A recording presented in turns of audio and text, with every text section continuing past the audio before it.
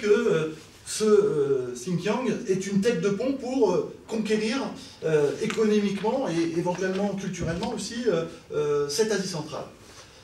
Mais le Xinjiang devient aussi également une tête de pont qui vise à lancer ce que les Chinois appellent un pont transcontinental, c'est-à-dire de réaliser des liaisons qui dépasseraient l'Asie centrale et qui viendraient faire l'interconnexion entre la Chine productive et les marchés de consommation que sont l'Union européenne. Donc j'aborderai ça, où je verrai qu'aujourd'hui, ils sont en train de se dessiner des corridors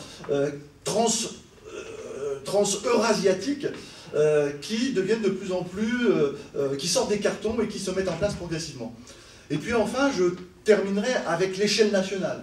Je pense qu'il ne faut pas sous-estimer que l'ouverture du Xinjiang cache des enjeux qui sont nationaux.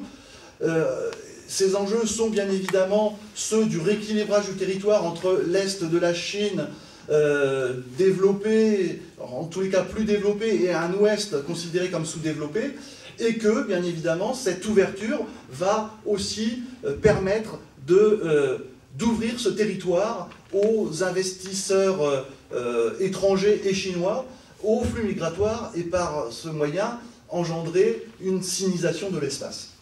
Donc je vais aborder un petit peu tous ces thèmes au cours de mon exposé. Le premier point, donc je vais raisonner à l'échelle régionale, c'est-à-dire en intégrant ici le Xinjiang avec les républiques d'Asie centrale. Et qu'est-ce qu'on constate quand on regarde un petit peu les échanges commerciaux qui s'effectuent entre les territoires chinois et l'Asie centrale? Eh bien, on constate que entre 1992 et 2011, le volume des échanges commerciaux qui ont transité